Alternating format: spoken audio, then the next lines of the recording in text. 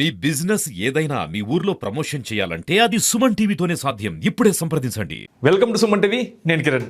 ప్రస్తుతం మనతో పాటు కర్నూలు 12వ వార్డు మాజీ కార్పొరేటర్ అన్నపోగు క్రాంతి మనతో ఉన్నాడు. నమస్తే క్రాంతి. నమస్కారం. వైసీపీ పార్టీలో కార్పొరేటర్గా గెలిచిన నువ్వు ఇప్పుడు టీడీపీ పార్టీలో ఎలా వెళ్ళాల్సి వచ్చింది? అంటే టీడీపీ పార్టీలకు పోవడానికి కారణమా? 3 సంవత్సరాలు చాలా ఇబ్బంది పెట్టినారు. నేను ఒక రూలింగ్ కార్పొరేటర్గా ఉండి కూడా వైసీపీలో అంత ఇంత ఇబ్బందులు కాదు. నా వార్డు నిధుల కాడ నుంచి నన్ను ఏ విషయంలో కూడా నన్ను ఎంట్రీ చేయకుండా, నా వార్డులోనే నాకు అంత ప్రిఫరెన్స్ లేకుండా చాలా సతాయించినారు. ఆ 3 సంవత్సరాలు చాలా కష్టపడినా. అధికార పార్టీనే మీది? అధికార పార్టీ మాదే అని చెప్పేసి మీరు చెప్తున్నారు కదా.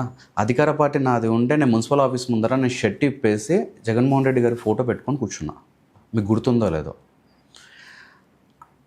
ఒక అడ్మిన్ ట్రాన్స్ఫర్ అయినాడు, యాజ్ అడ్మిన్ని ట్రాన్స్ఫర్ చేసినారు అంటే అప్పుడు నేను అడిగిన, అన్ని విధాలుగా బాగా పనిచేస్తున్నాడు, జనాల దగ్గర పోతున్నాడు, ఎక్కడ ఏ విధంగా కూడా ఒక కరెక్షన్ లేదు, ఒక కంప్లైంట్ లేదు, కేవలం ఎందుకు ట్రాన్స్ఫర్ చేస్తున్నారు అని చెప్పేసి అడిగిన. కేవలం ఎమ్మెల్యే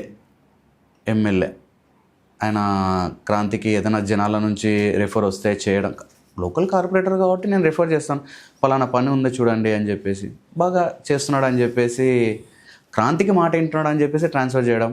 ఆయన కూడా కొంచెం మానసికంగా ఇబ్బంది పడినాడు. నేను సార్ మీ మాట విన్నందుకే నేను ట్రాన్స్ఫర్ అయినాను అని చెప్పేసి. నాకు అది కరెక్ట్గా అనిపించలా. ఫస్ట్ పోయి కమిషనర్ గారు, అప్పుడు కమిషనర్ గారు లేకుంటే రామలింగేశ్వర్ గారు, కమిషనర్ భార్గవతేజ గారు లేకుండ్రి, అడిషనల్ కమిషనర్గా రామలింగేశ్వర్ గారు ఉండ్రి. సార్ పోయి అడిగిన, లేదండి మాకు ప్రెజర్ ఉంది, అర్థం చేసుకోండి. సార్ నేను ఏం అడుగుతున్నానో మీకు అర్థం కావడం లేదు, నా ఇంటి కోసం నేను అడగడం లేదు, ఒక అడ్మిన్ని ఏ విధంగా ఎందుకు ట్రాన్స్ఫర్ చేసినారు అని చెప్పేసి అడిగినాను. కేవలం ఒక క్రాంతి మాట. స్థానిక ఎమ్మెల్యేని పోయి ఇట్లా పరిస్థితి బాగాలేదు, అనుకూలంగా ఉన్న అడ్మిన్ ఎందుకు ట్రాన్స్ఫర్ చేసినారు అని ఎందుకు ఎమ్మెల్యే దగ్గర పోయి అడగలేకపోయినా? నేను పార్టీ ఎమ్మెల్యేనే కదా. నేను ఎమ్మెల్యే దగ్గర పోను. నన్ను ఓడగొట్టడానికనే ఆయన డబ్బులు పంపించి నన్ను ఓడగొట్టాలని చెప్పేసి వాళ్ళ క్యాటర్ నాకు ఎవరు కూడా నాకేం పని చేయాల. సొంతంగా మా వాళ్ళు పనిచేసినారు, నాకున్న బంధువులు పనిచేసినారు, అందుకు నేను గెలిచిన. సొంతంగా ఆయన డబ్బులు ఇచ్చి క్రాంతి ఆ వార్డులో ఓడిపోవాలా అని చెప్పేసి చూసినాడు ఆయన. అట్లాంటి క్యాండిడేట్ దగ్గరికి నేను పోయి మళ్ళీ మీరు 3 సంవత్సరాలు అంటున్నారు కదా, 3 సంవత్సరాల్లో వాలంటీర్ రిక్రూట్మెంట్ జరిగింది నా వార్డులోనే. నా వార్డు ప్రజలు నాకు వచ్చి అడిగిన వాలంటీర్ అన్న ఒక పోస్ట్ ఇప్పి అన్న మీరు రెఫర్ చేస్తే అవుతుంది అంటే, నేను ఒక్క పోస్ట్ కూడా 3 సంవత్సరాలు అయింది, క్రాంతి పెట్టినాడు అంటే ఉండకూడదు అక్కడ అనే ఉద్దేశంతో ఉండేది. మరి ఎవరి బలంతో మీరు కార్పొరేటర్గా కొనసాగారు? ఎవరి బలంతో అంటే అప్పుడు ఎస్వి మోహన్ రెడ్డి గారు కూడా ఉంటే నేను ఆయనతోనే ఉన్నాను. ఆయనతో ఉన్నప్పుడే నేను ఈ విధంగా అన్నీ, కేవలం ఒక మోహన్ రెడ్డి మనిషి అని చెప్పేసి నన్ను చాలా దూరం పెట్టినారు, చాలా రకరకాలుగా చేసినారు. ఏ రోజు నేను రూలింగ్ అనేది నేను అనుభవించిన అని నేను ఎప్పుడు ఫీల్ కాల. ఎన్నేళ్ళు వైసీపీ పార్టీలో ఉన్నారు? నేను ఫస్ట్ నుంచి వైసీపీ పార్టీలో ఎస్వి మోహన్ రెడ్డి గారు, అప్పుడు గౌరంకరెడ్డి దగ్గర నుంచి ఉంటే నేను. అప్పుడు తర్వాత కర్నూలు కాన్స్టిట్యున్సీ వచ్చిన తర్వాత అప్పుడు ఎస్వి మోహన్ రెడ్డి గారు పోటీ ఏదన్నా, అప్పుడు మోహన్ రెడ్డి గారి దగ్గరికి వచ్చినాను. అప్పటి నుంచి మోహన్ రెడ్డి గారి ఫాలోవర్గానే ఉన్నాను, మోహన్ రెడ్డి గారితోనే ఉన్నాను నేను. ఓకే, మీరు మోహన్ రెడ్డి గారి ఫాలోవర్గా ఉండి కూడా మీకు టికెట్ ఎంత టైట్గా ఉన్నా కూడా టికెట్ ఇప్పించింది మరి ఎవరు? మోహన్ రెడ్డి గారు. నేను ఇది దాపెట్టుకునేది ఏం లేదు, ప్రజలకు అందరికీ తెలుసు నాకు ఇప్పించిన టికెట్ మోహన్ రెడ్డి గారు.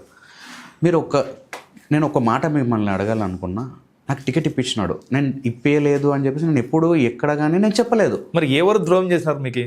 3 ఏళ్ళు నేను మానసికంగా కుంగిపోయినాను, ఉండలేకపోయినాను అంటే మీరు ఇప్పుడు అన్నారు ఎస్వి మోహన్ రెడ్డి మా బలం అంటున్నారు. మరి ఎక్కడ నీ బలం తగ్గింది? బలం లేకుండా అప్పుడు పార్టీ మారి అప్పుడు మేము టీడీపీ పార్టీలోకి వెళ్ళాం. మేము టీడీపీ పార్టీలో మోహన్ రెడ్డి గారు అప్పుడు లేదు, మనకి సరిగ్గా లేదు, మనం టీడీపీ పార్టీలో పోదాము అంటే ఒక మాట మాట్లాడకుండా టీడీపీ పార్టీలో జాయిన్ అయినాం. అప్పుడు మేమంతా టీడీపీ పార్టీలో జాయిన్ అయ్యి టీడీపీ పార్టీలో కొనసాగుకుంటూ అట్లనే ఉన్నాము. లాస్ట్ మూమెంట్లో చంద్రబాబు నాయుడు గారు అప్పుడు టికెట్ ఇవ్వకుంటే బ్యాక్ టు వైసీపీ అని చెప్పేసి మళ్ళీ అప్పుడు సజ్జల రామకృష్ణారెడ్డి గారితో మాట్లాడినప్పుడు పార్టీలోకి తీసుకున్నప్పుడు అప్పుడు మళ్ళీ వైసీపీ పార్టీలోకి వచ్చినాము. మేము టీడీపీ పార్టీలో పని చేసినాము, మళ్ళీ వైసీపీ పార్టీలోకి వచ్చినాము. అప్పుడే వైసీపీ గవర్నమెంట్ వచ్చింది. ఈయన పార్టీ మారి వచ్చినాడు కదా, టీడీపీ పార్టీ మారి వచ్చినాడు కదా అని చెప్పేసి మోహన్ రెడ్డి అన్నకు అంత ప్రిఫరెన్స్ ఇలా, ఎవరు కూడా అంత ప్రిఫరెన్స్ ఇలా. ప్రిఫరెన్స్ ఇకపోతే నీకు టికెట్ ఎలా వచ్చింది? అప్పుడు వేమిరెడ్డి ప్రభాకర్ రెడ్డి గారు ఉన్నారు, సర్వే చేయించినారు. ఫస్ట్ మీకు ఒక క్లారిటీ, సర్వే చేయించినారు. సర్వేలో నా పేరు ముందు ఉంది. అప్పుడు కూడా టికెట్ ఇవ్వకూడదు నాకు అని చెప్పేసి హఫీజ్ ఖాన్ వాళ్ళ క్యాండిడేట్ని పెట్టుకొని కూడా క్యాన్వాసింగ్ కూడా చేసినాడు. మోహన్ రెడ్డి గారు నా కోసం అడిగినారు. నేను మోహన్ రెడ్డి ఎస్వి మోహన్ రెడ్డి గారి దగ్గర దాదాపు 13 years ఉన్నాను. 13 yearsలో నాది ఒకటే గోల్ ఉండా, అన్న నాకు కార్పొరేటర్ చేయి. నేను వేరేది ఏం అడగలేదు.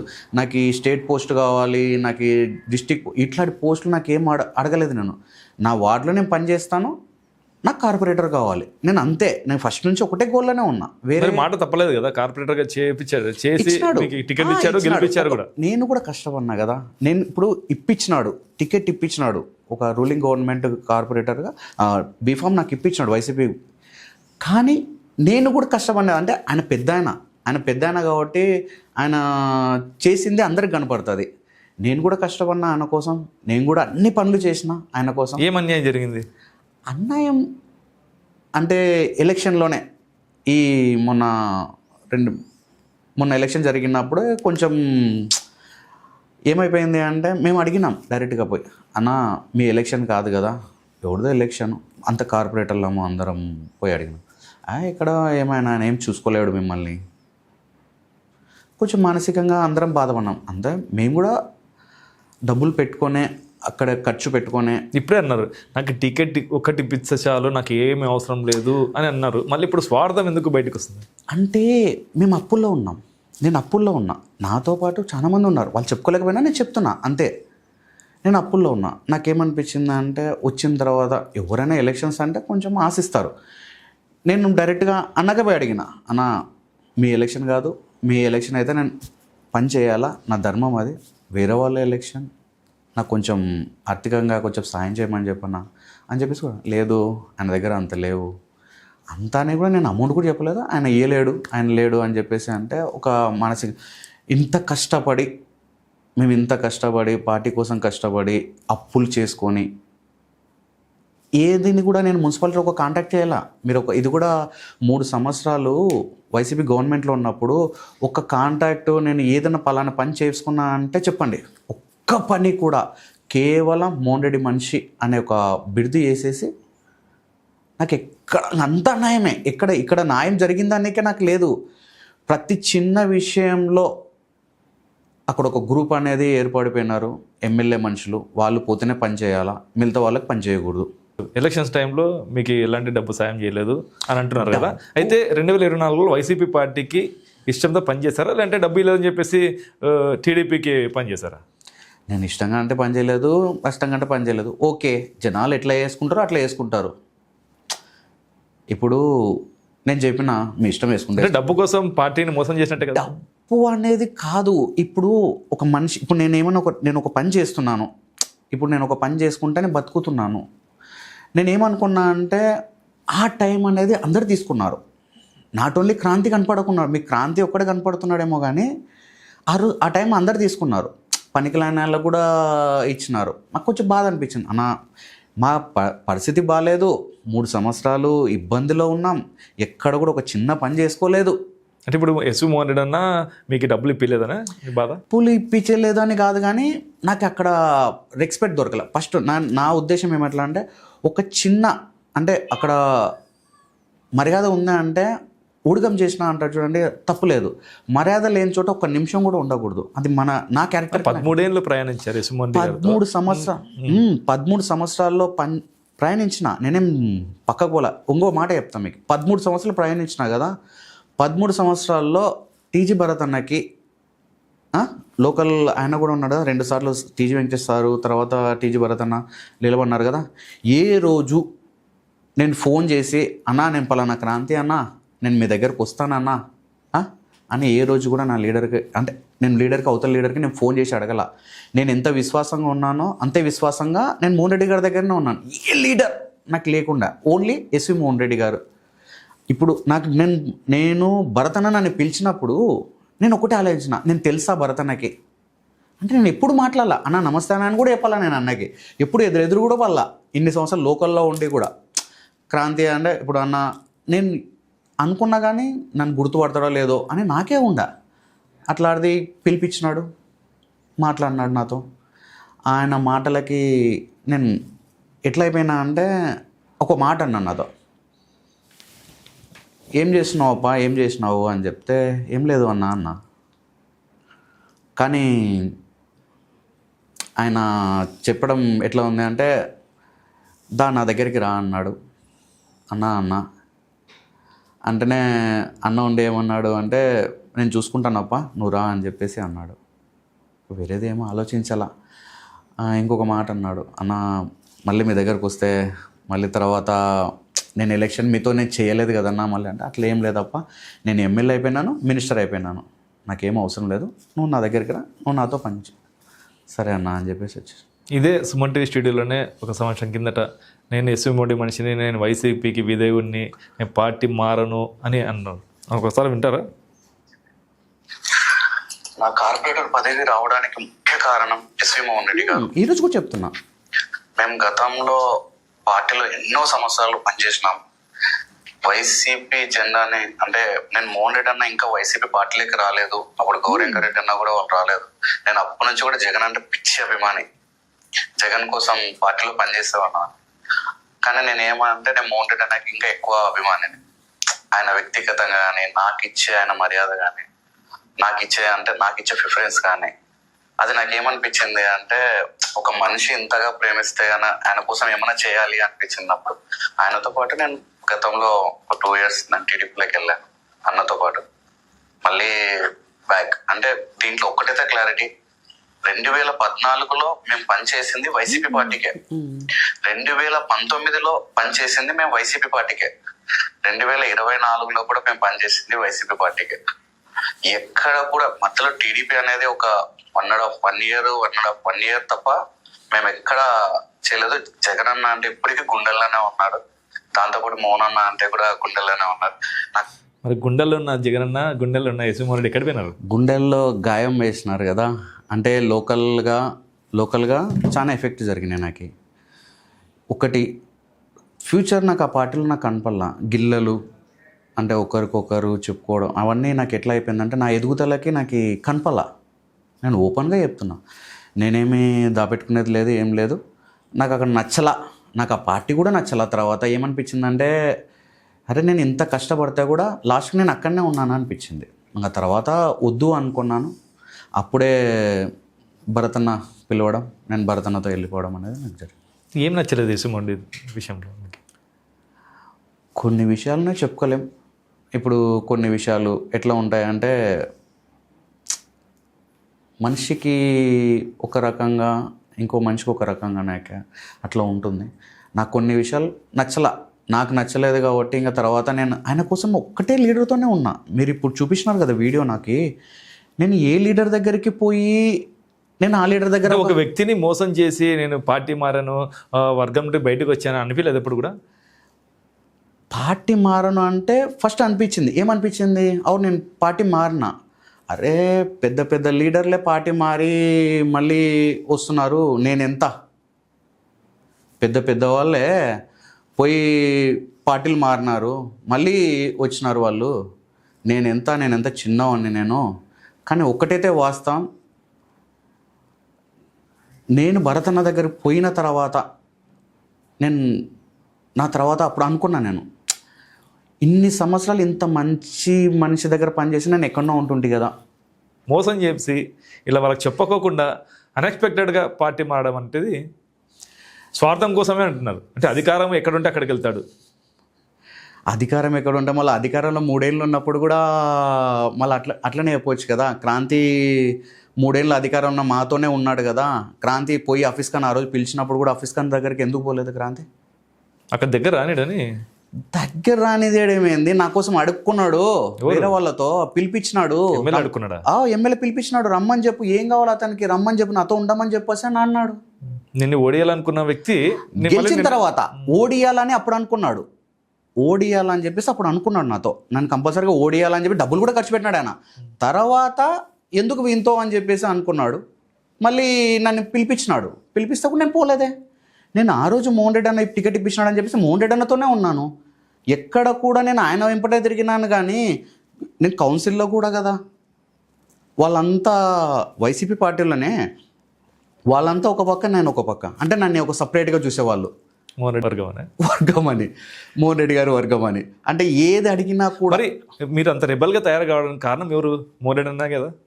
రెబల్ అంటే నా రైట్స్ అడిగినా, మీరు రెబల్ మోహన్ రెడ్డి బలం లేకుండా మీరు ఉండగలుగుతారా? బలం లేకుండా అంటే నాకు ఆ టైంలో నాకు ఆయన హెల్ప్ చేసినాడు. నాకు హెల్ప్ చేయలేదు, నేనే ఇంతకు నాకు సొంతంగా వచ్చినా, నేను సొంతంగా ఇట్లా అయిపోయినా అని చెప్పి నేను ఎప్పుడు చెప్పాను. నాకు హెల్ప్ చేసినాడు. అంటే నాకు టికెట్ ఇప్పించడంలో, ఆ రోజు నా గెలుపుకులో కొంచెం హెల్ప్ చేసిన అన్న నాకు చేసినాడు. నేను చెయ్యలేదని ఎప్పుడైనా చెప్పినాను. నేను సుమన్ టీవీ కూడా చెప్తున్నాను కదా, అప్పుడు చెప్తున్నాను, ఇప్పుడు చెప్తున్నాను. కానీ ఏమంటే పరిస్థితులు, నా పరిస్థితుల ప్రభావం, నాకు తర్వాత వైసీపీ పార్టీ అనేది నచ్చకపోవడం, అక్కడ ఉన్న క్యాడర్ నచ్చకపోవడం, అంటే క్యాడర్ అంటే నా ఎదుగుదల వాళ్ళకి నష్టం అనిపిస్తుంది.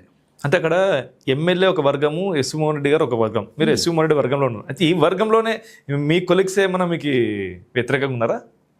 కొలిక్స్ అంటే మోహన్ రెడ్డి, ఎస్ మోహన్ రెడ్డి వర్గంలోనే మస్తు మంది ఉన్నారు, ఓట్స్ లేని వాళ్ళు. మోహన్ అన్న వర్గంలోనే మీకు వ్యతిరేకవుతున్నారు? ఉన్నారు, చాలా మంది ఉన్నారు.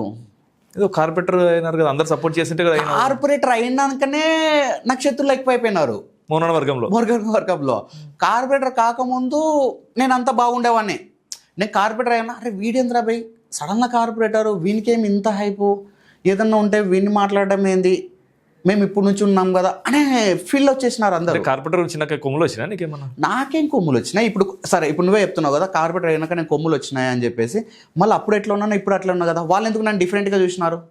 ఏం సంపాదించినావు, ఎన్ని కోట్లు సంపాదించినావు? ఇప్పుడు మీరు ఇదే చెప్తున్నారు కదా, నాతో పాటు ఇంకొక కొంతమందిని తీసుకోండి ఇంటర్వ్యూ, వాళ్ళ దగ్గరనే ఎవరికి ₹1 రాదు అక్కడ. ఎవరు సంపాదించిన వాళ్ళు ఎవరు సంపాదించినామని చెప్పారు. ఎప్పుడు సంపాదించినారంటే కొంతమంది సంపాదించుకున్నారంటే బయట వాళ్ళ ఇండివిజువాలిటీ, వాళ్ళ బిజినెస్లు, దాన్ని బట్టి సంపాదించుకున్నారు. కానీ రాజకీయంలో మోహన్ రెడ్డి దగ్గర ఉండి సంపాదించుకున్నారంటే జీరో.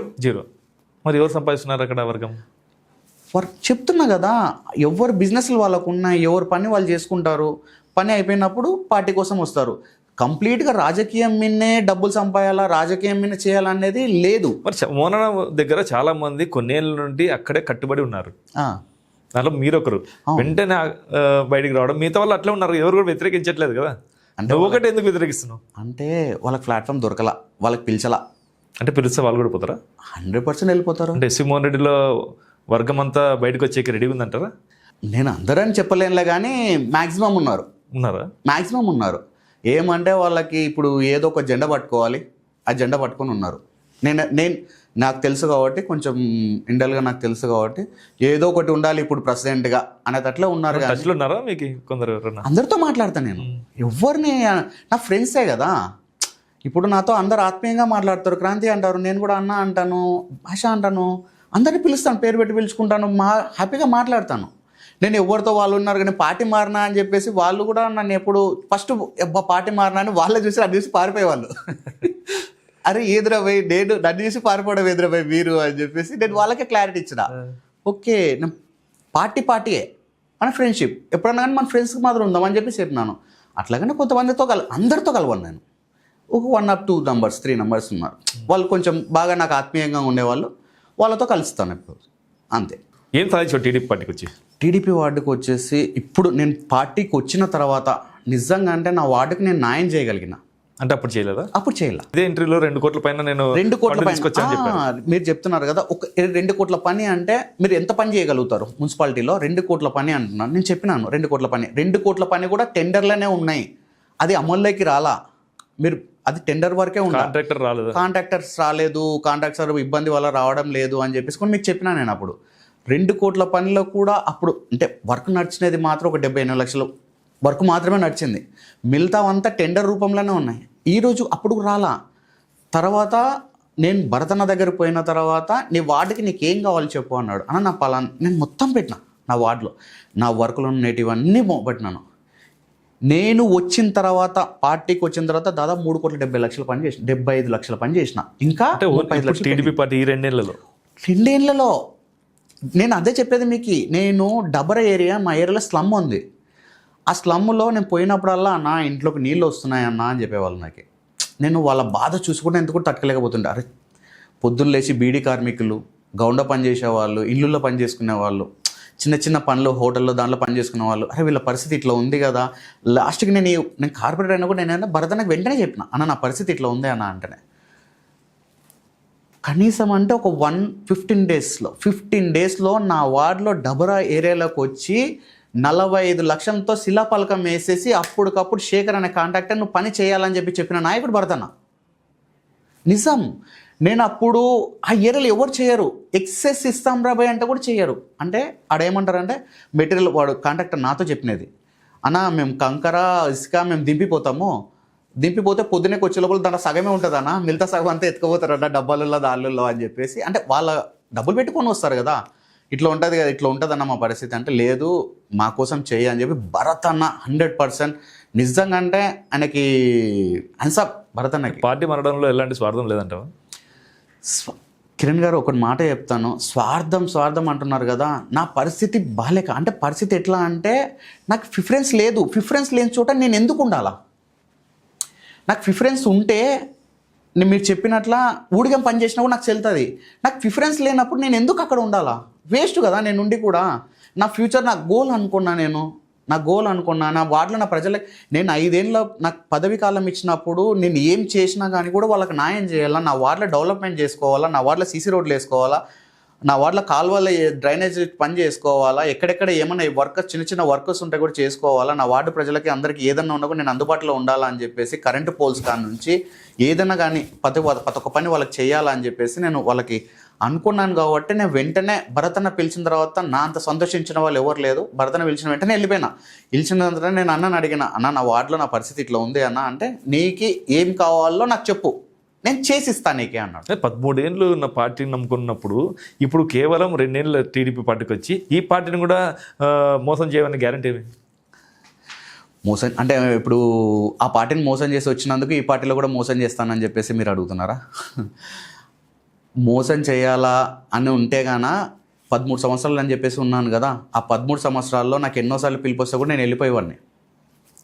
నేను పార్టీ కన్నా నేను వ్యక్తిని నమ్ముతా.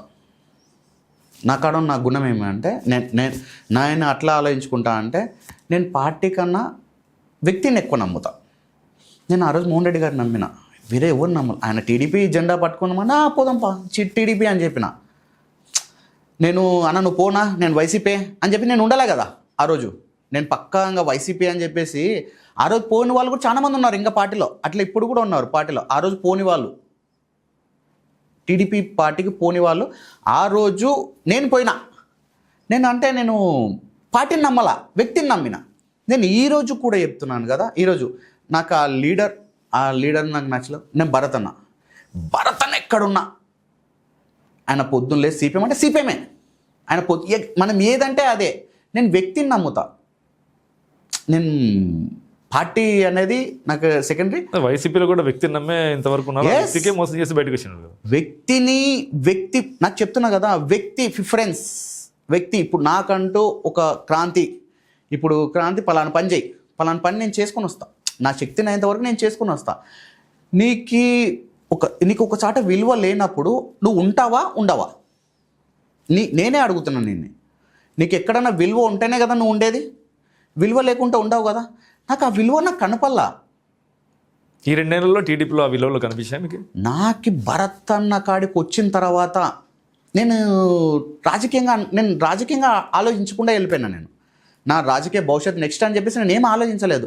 నేను కేవలం ఒక వ్యక్తిని నమ్ముకొని వచ్చేసిన, అదే భరత్ అన్న. నెక్స్ట్ స్థానిక సంస్థల ఎలక్షన్స్ వస్తాయి 3-4 నెలల్లో, అప్పుడు పోటీలో ఉండబోతున్నావు లేదా? అప్పుడు మళ్ళీ రిజర్వేషన్ చూసుకోవాలి. మహిళలకి రిజర్వేషన్ ఉంది, రిజర్వేషన్స్ అన్నీ ఉంటాయి. ఆ రిజర్వేషన్ బట్టి తర్వాత అప్పుడు జనరల్ వచ్చింది, ఎస్సీ జనరల్ వచ్చింది కాబట్టి నేను పోటీలో ఉన్నా. ఒకవేళ బీసీ వస్తే నేను పోటీలో ఉండలేను కదా.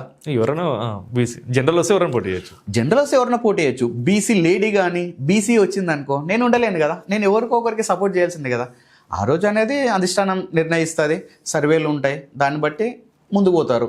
అంటే నీకు కార్పొరేటర్ కావాలని మళ్ళీ కోరిక లేదా? ఎవరికైనా ఉంటుంది, కార్పొరేటర్ కావాలని చెప్పేసి ఉండదు. అంటే కార్పొరేటర్ నాకు కాకూడదు అని చెప్పేసి ఉండదు, ఉంటుంది, మనసులో ఉంటుంది. కానీ ఆ రోజు సిచ్యువేషన్స్, ఆ రోజు రిజర్వేషన్స్, ఆ రోజు ఏం నడుస్తుంది దాన్ని బట్టి ఉంటుంది. ఆ సర్వేలలో ఏమొచ్చింది, క్రాంతి ఓడిపోతాడా, క్రాంతి గెలుస్తాడా, లేదు పలానా వ్యక్తి వేరే వాళ్ళు గెలుస్తారా అని తట్లు అన్ని రిపోర్ట్స్ తీసుకుంటారు కదా. అప్పుడు నా లీడర్ నాకేం నేను కూడా అడుగుతాను, అన్న ఉందా అన్న అంటే నన్ను పిలిచి అడిగినారు, నెక్స్ట్ కంటెస్ట్ అన్న చేయాలనుకుంటున్నాను అడిగినారు. నన్నేం అడగాలని చెప్పాల, నా వార్డులో నన్ను పిలిచి ఆఫీస్కి పిలిచి అడిగినారు. ఓకే, టీడీపీ పార్టీకి వచ్చినాక మీ కొలిక్స్ అంతే, వైసీపీ పార్టీలో కార్పొరేటర్ అంతా మీ కొలిక్స్, టీడీపీ పార్టీకి పోయినా కూడా కార్పొరేటర్. వైసీపీ కార్పొరేటర్ మీద ఎందుకు ఎస్సీ కేసు పెట్టినారు? మీకు ఆ రోజు మీరున్నారా? ఆ రోజు కౌన్సిల్ హాల్లో మీరున్నారా? ప్రత్యేకించి నిన్నొకటి దూషించలేదు కదా. అరే ప్రతి కౌన్సిల్ వీడియో తీసుకో, ప్రతి కౌన్సిల్ వీడియో, నాట్ ఓన్లీ ఈ కౌన్సిల్ అని చెప్పేసి నేను ఎక్స్పెక్ట్లీ ఆ కౌన్సిల్ అని చెప్పాను. ప్రతి కౌన్సిల్ వీడియో తీసుకో. ఆ రోజు హఫీజ్ ఖాన్ అనే వ్యక్తి వీళ్ళని ఉసుగొలిపేవాడు నా మీద. క్రాంతి మైక్ తీసుకుంటే వీళ్ళ కాడ నుంచి లేయాలా లేదండి. అరే నేను నా వార్డ్ గురించి నేను మాట్లాడతాం, వాళ్ళకేం సమస్య? కొంతమందిని హఫీజ్ ఖానే పెట్టినాడు. హఫీజ్ ఖాన్ పెట్టే నేను మైక్ తీసుకుంటే నా కాడికి రావాలా, మైక్ తీసుకుంటే నా కాడికి వచ్చి మైక్ తీసుకోవాలా, ఇట్లాంటివి చేసినాడు. నేను పార్టీ మారిన తర్వాత ఇప్పుడు నా సమస్య నేను చెప్తుంటే మీదేం రా మీ ఎస్సీ అని డైరెక్ట్గా, అంటే మీకు ఎవరికి ఆ వాయిస్ రాదు బయటికి. మాకు అక్కడే కౌన్సిల్లో మాట అంటారా? అరే కుర్చీ ఎత్తుకుంటూ వచ్చి మాట్లాడినాడు, నేను ఆ స్టేట్ ఎవరికి వినిపించింది ఆ వర్డ్? మీకు ఒకటే ఎందుకు? నాతో పాటు వేరే వాళ్ళు ఇప్పుడు ఉన్నారు, ఇప్పుడు సపోజ్ ఉన్నారు అదే పార్టీ వాళ్ళకి చెప్పమంటే చెప్తారా? నువ్వు చెప్పులేండి. ఇప్పుడు అదే పార్టీ వాళ్ళు పక్కన విన్న తర్వాత వాళ్ళు నువ్వు చెప్పు అంటే నేను చెప్తారా? చెప్పరు కదా. ఇప్పుడు నా పక్కన ఉన్న వ్యక్తి విన్నారు, నా పక్కన ఉన్న వాళ్ళు విన్నారు, దాని తర్వాతనే కేసు పెట్టినా నేను. దాని తర్వాతనే దాని మీద విచారణ కూడా జరిగింది. విచారణలో ఫాల్స్ అని తెలుస్తుంది కదా. విచారణ కూడా అధికారం ఉంది కాబట్టి పెట్టించినారు. చూడు, మళ్ళీ అధికారం ఉంది కాబట్టి పెట్టించినారు అంటారు. ఒకటి, ఆ రోజు ఆయన చేసింది మాత్రం తప్పు.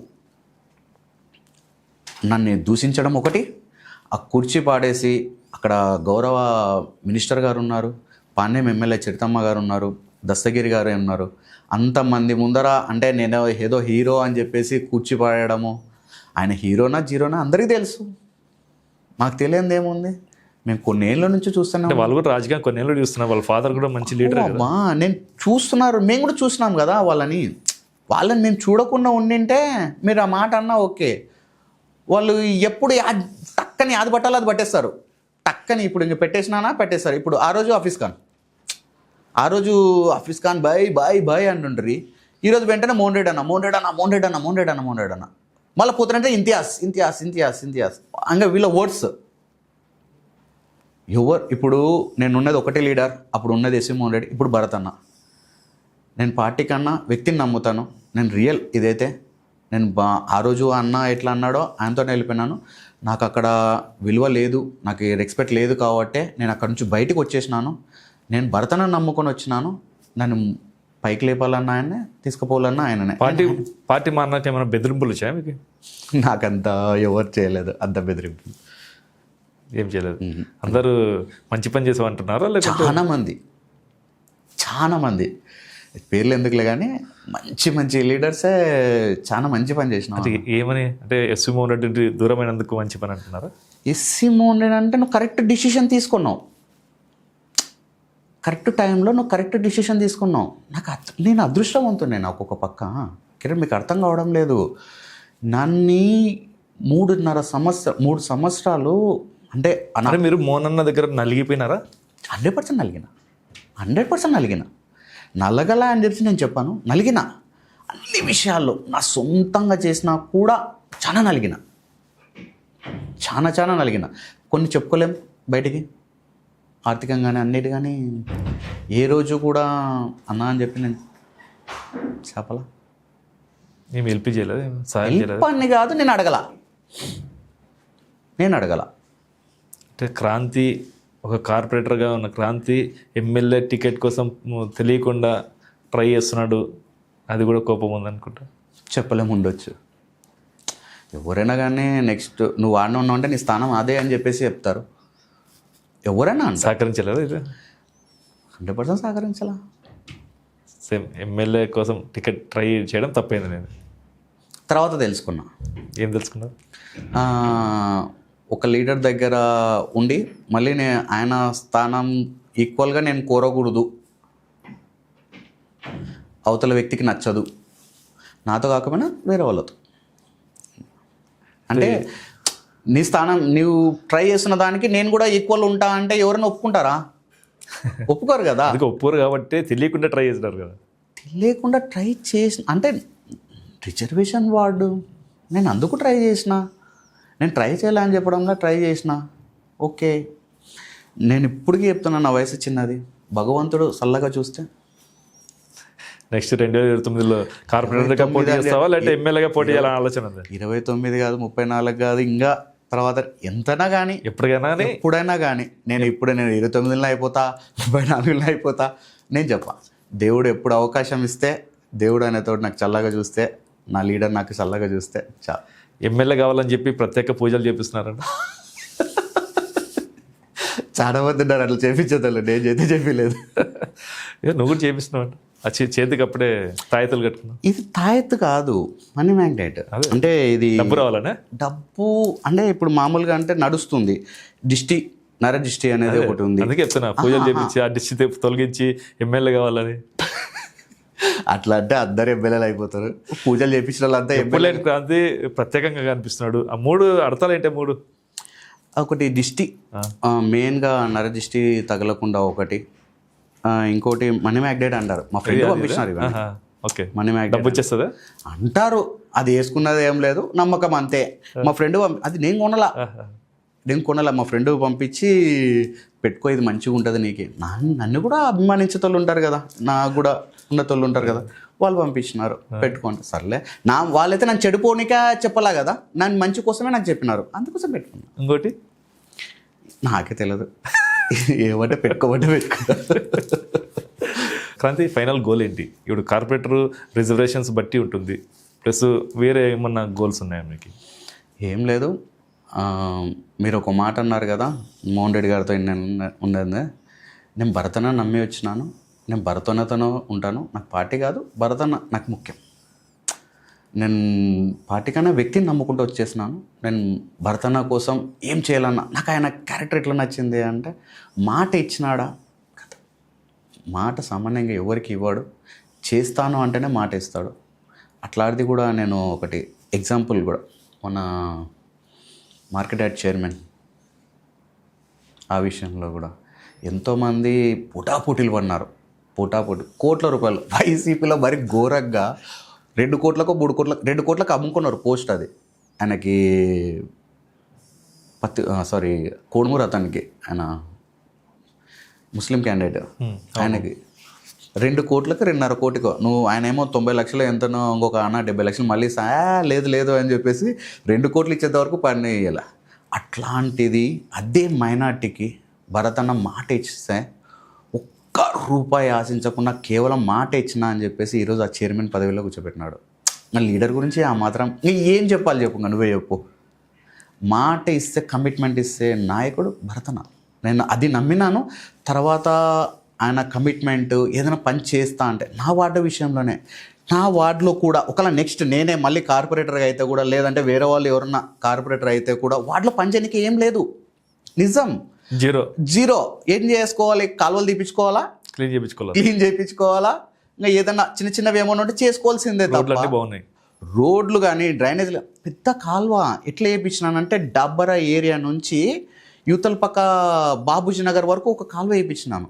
దాదాపు దాన్ని ఎట్లా చేసినామంటే 45 లక్షలు ఒకటి, మళ్ళా 30 లక్షలు ఒకటి, మళ్ళా 45 లక్షలు ఒకటి, 45 లక్షలు ఒకటి. అంటే అంత పెద్ద కాలువ. అంటే డబ్బర ఏరియా నుంచి అందిట్లేకి ఎక్కడ కూడా ఇప్పుడు పోతే కూడా చూస్తే కూడా మీరు అబ్బా అసలుకి నీళ్ళు ఎక్కడ ఆగకుండా, అంటే రేపు పొద్దున వర్షం పడితే కూడా నీళ్ళు అంతా స్మూత్గా వెళ్ళిపోతాయి అన్నమాట. నాకు ఆ పని చేసి ఇచ్చినందుకు భరత్ అన్నకి లైఫ్ లాంగ్. ఎందుకు అంటే నేను కార్పొరేటర్గా ఉన్నప్పుడు క్రాంతన చేసినాడు అని చెప్పేసి ప్రజలు అనుకోవడం, నేను భరతన కాడిపోయినందుకు నాకు ప్రజలకి న్యాయం జరిగిందని చెప్పేసి నేను అనుకోవడం నాకు చాలా సంతోషం అనిపించింది. నేను నా ప్రజలకి నేను అనుకున్నా, నేను కార్పొరేటర్ అయిన తర్వాత నేను జీరో అనుకున్నా. ఎందుకంటే నాకు అప్పుడు రూలింగ్ గవర్నమెంట్ సపోర్ట్ లేదు, ఏం లేదు, 2 కోఆప్షన్ నంబర్లు. అవును, నీ వార్డులోనే. నా వార్డు లేదు, ఒకే వార్డులో ముగ్గురు. ఎందుకు ఇప్పుడు హఫీజ్ ఖాన్ సర్లే నా మీద ఏం కోపం లేదు, సర్లే ఆయనకి ఒకటే పార్టీ, మళ్ళీ ఎందుకు నా వార్డులోనే 2 కోఆప్షన్ నంబర్లను ఎందుకు ఇవ్వాలా? అందులో మళ్ళీ క్రిస్టియన్ మైనార్టీ, ముస్లిం మైనార్టీ కదా. అంటే ఆయనకు కూడా తెలుసు క్రాంతి ఏం చేయగలుగుతాడు. నేను పని చేస్తా అబ్బా, నేను నా లీడర్ చెప్పిన పని ఎక్కడ మిస్ఫేర్ కాకుండా, నేను అది ఎంత పెద్ద పని అయినా కానీ కూడా నా శక్తికి మించి నేను చేయడానికి నేను ప్రయత్నిస్తాను. నా లీడర్ని ఎక్కడైనా దూషిస్తా కూడా నేను అది ఓడ్చుకోలేను, నా క్యారెక్టర్. ఎలా ప్రయాణం ఎలాగుంది కార్పొరేటర్గా, ఎలా కొనసాగింది? క్లియర్ కట్గా అంటే నేను ఫస్ట్ న్యాయం చేయలేకపోయినా అని చెప్పేసి చాలా బాధపడినా. మా ఇంట్లో వాళ్ళు కూడా ఉండి కూడా నువ్వేం చేయలేకపోయినావు అనేటట్లు చాలా బాధపడినా. నేను వచ్చిన 2 ఇయర్స్లో నా ప్రజలకి నేను న్యాయం చేసిన అని చెప్పేసి, నా వార్డు ఉన్న ప్రజలకి నేను న్యాయం చేసిన అని చెప్పేసి నాకు చాలా మనశ్శాంతి కలిగింది. అది కూడా భరతన్న నాకు ఇంత ప్రిఫరెన్స్ ఇచ్చి నా వార్డు విషయంలో ముందుకు అనేది ఇట్లా భుజం తడతానని నేను ఎప్పుడూ అనుకోలేదు. కానీ లైఫ్ లాంగ్ నా ఒక వరం అది. ఇప్పుడు కొన్ని లక్షల మంది కార్పొరేటర్ కావాలా అని చెప్పేసి అనుకుంటే ఎవరికో ఒకరికి ఛాన్స్ దొరుకుతుంది. ఆ ఛాన్స్ నాకు వచ్చినప్పుడు అట్లాంటి టైంలో ఏదైనా మార్పు చేస్తేనే రేపు పొద్దున రాబోయే అప్పుడప్పుడు గుర్తుపెట్టు, క్రాంతి పలానప్పుడు ఇది చేసిందా అని చెప్పేసి. అట్లాంటిది ఏం లేకుండా పోయిందే అనుకున్న దాంట్లో భరతన్న నాకు వచ్చి ఇట్లా గుజ్జం పట్టుకొని నువ్వు రా అని చెప్పేసి లేపినప్పుడు ఒకరోజు కంట్లో నీళ్ళు కూడా పెట్టుకున్నాను నేను. అరే నా లైఫ్ అయిపోయింది అన్నప్పుడు భరతన్న నాకు హైప్ ఇచ్చిన నాకే థ్యాంక్స్. ఇంకా అసలుకి దానికి వర్డ్స్ లేవు చెప్పడానికి. అంత అంటే పని చేసినందుకు నేను ఇంత గౌరవంగా చెప్పుకుంటున్నా. పని చేయకుండా ఉంటే నేను చెప్పుకోలేను కదా. సర్లే నేను ఇప్పుడు ఇదే ఇంటర్వ్యూ బయటకు వచ్చిన తర్వాత కూడా అందరు ఏం జరిగింది ఏం లేనేది అందరు కూడా బయట చూస్తారు కదా, వాళ్ళకు కూడా తెలుసు కదా. జీరో పెట్టిన వార్డులో, జీరో మహా అంటే కూడా ఆడొక 10 లక్షలు అంత పని తప్ప. అది కూడా శాంక్షన్ చేసి కౌన్సిల్లో, లాస్ట్ కౌన్సిల్ అది కూడా శాంక్షన్ చేసుకుని బయటకు వచ్చిన. ఎక్కడ పెట్టుకుంటూ రాలా నేను. ఎందుకు అంటే నా పీరియడ్ అయిపోయింది. నా పీరియడ్లో నా వార్డు ప్రజలకి నేను న్యాయం చేసిన. Full satisfy. అందులో స్లమ్ ఏరియాలో చేయడం అనేది నాకు చాలా హ్యాపీగా అనిపించింది. స్లమ్ ఏరియాలో ఎవరు చేయలేరు, ఇంపాసిబుల్. అట్లాంటిది నా ఏరియాలో, సమ్ ఏరియాలో నేను చేసుకున్నాను కదా, చాలా హ్యాపీ అనిపించింది అది. ఇంకా బాబుజీ నగర్ చిన్న సందులు అవి కూడా అయిపోయినాయి. అన్నీ దేవుని దేవాల అన్నీ క్లోజ్ చేసుకున్నా, అన్నీ హ్యాపీగా ఉన్నా. భరతన్న కూడా నాకు అదే విధంగా చాలా సహకరించినాడు. ఆయనకి ఎప్పుడు లైఫ్ లాంగ్ నా జీవితాంతం రుణపడి ఉంటాను. ఎందుకు అంటే నన్ను ఆ టైంలో నా ప్రజల కోసం కానీ నా కోసం కానీ అనిపించింది. Okay, thank you very much Kranti. Thank you. ఇదండి ఇవాళ ఇంటర్వ్యూ. మరో ఇంటర్వ్యూలో మళ్ళీ కలుద్దాం. చూస్తూనే ఉండండి సుమన్ టీవీ. Thank you.